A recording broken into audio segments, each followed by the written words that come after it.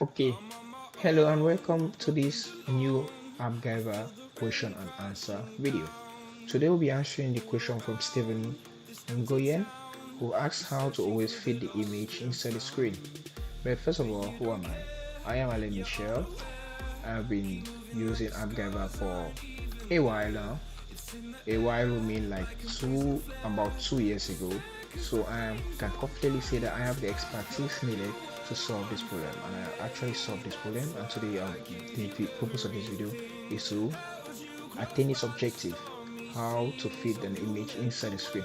By the end of this video, you'll be able to get to know how to fit an image, whether the image is in a portrait mode or landscape. By the way, portrait mode or landscape, these are screen modes or the orientation of your phone or of your mobile device when you're using it. When you're using it in this format, this will be called a portrait and this will be called landscape. And so what I want you to do is, if at the end of the video you're able to do this using Appgyver, then please do leave a thumbs up, and why not subscribe. Turn on your new videos coming up. If you have any question, you post it in the comments. Comments are always free to use, and also you can go to Appgyver, post your question, and if I don't do a video of it, which I definitely will, someone else will answer.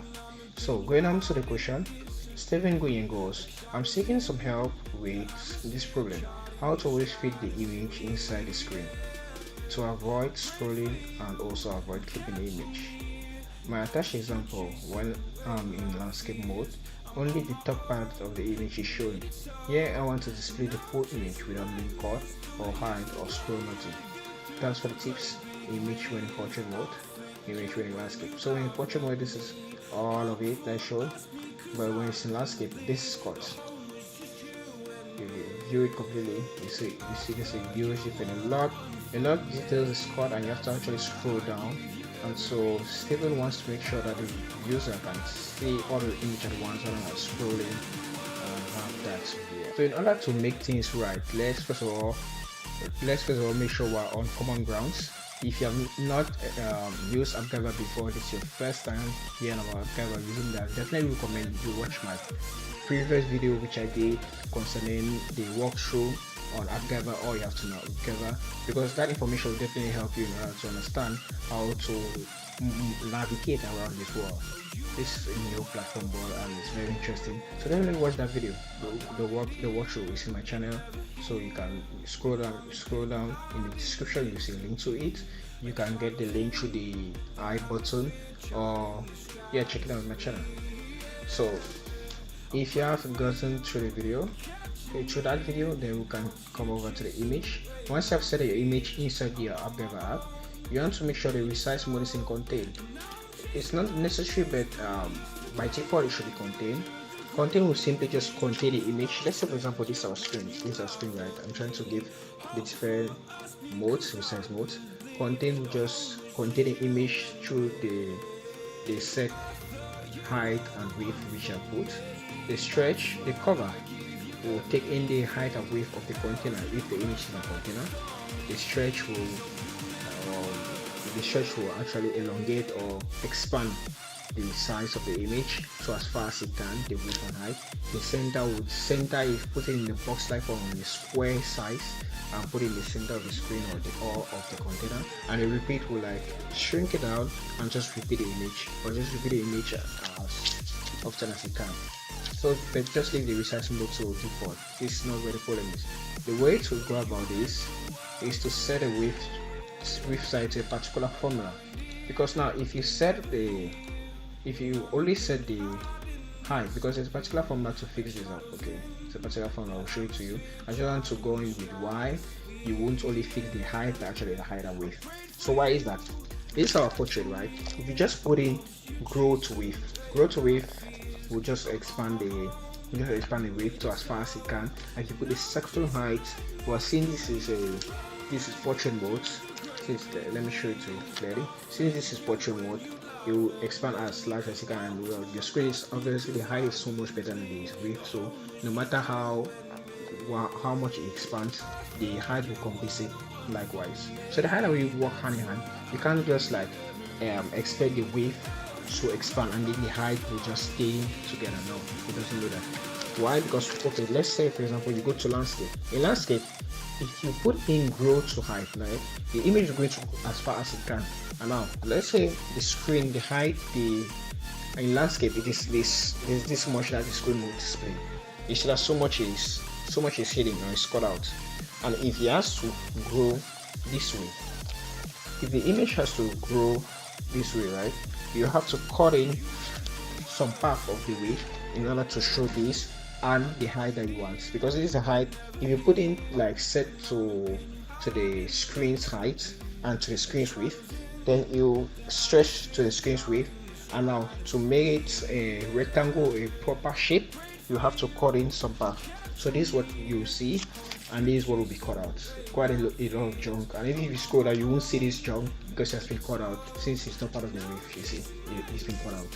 So the way to go around this is to actually put a formula to actually calculate, to actually set in the width and height so that they actually form a normal shape, a rectangle or a square. So the easiest way to do this will have been to put an exact size. Come over here and put 400. Come over here also to the width and put 400. So then whether you go into landscape or portrait, it will still be 400 at the exact size throughout. But this will not be the optimal way because you don't know the size of the image. The image could be full portrait by default, or just like in Steven's case, okay, so portrait here, but your image could also be landscape. So how you can't also like put in a formula. Yeah, it just takes it, you see. So for the formula you can't bind it, it's unsupported binding, so it's exact. So by default you should know by default the image you're putting, the size of the image you're putting in, and that's so much more taxing. So to put it in the programming way, you have to come here. The most optimal way to do it will have to come here and set it, like I told you, set in the formula for both the width and the height. So let's start with, for example, with the height, since that's what is most needed.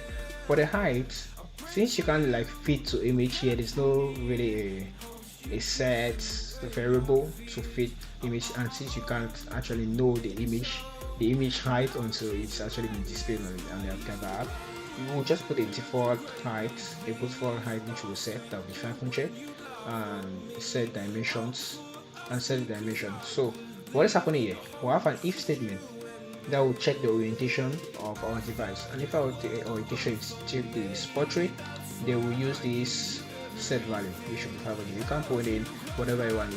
Since it's a portrait, you don't really want it to also just go to high. I'm pretty sure you want it to have a certain amount of height, so you have to put in 500 or whatever.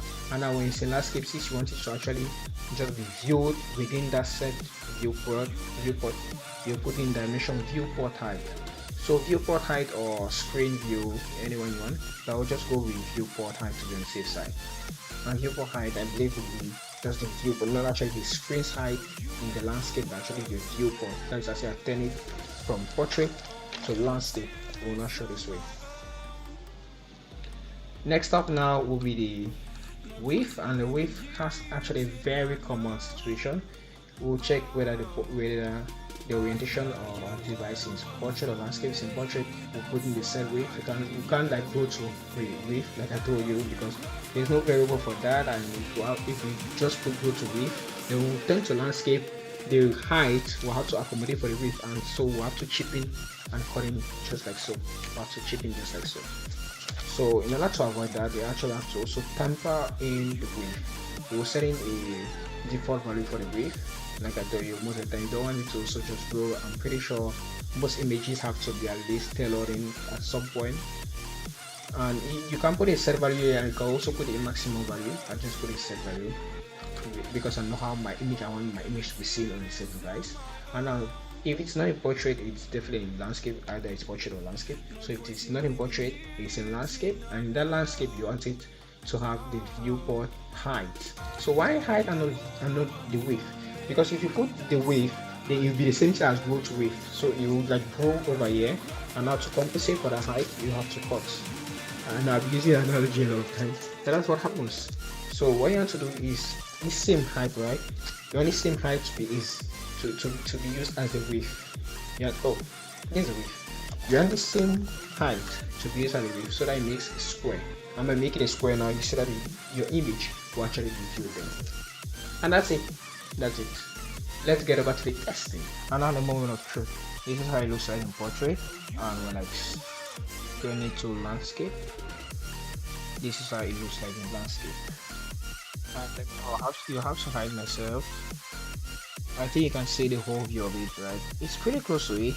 I mean, it's showing all of it. Just a minor foot. And the way it transitions and kind of like opens up again, opens up fully. And when I turn it into landscape mode, it sets itself to the center. Just a tiny bit, it could have stayed just like this thing, I mean, just perfect if it were like this.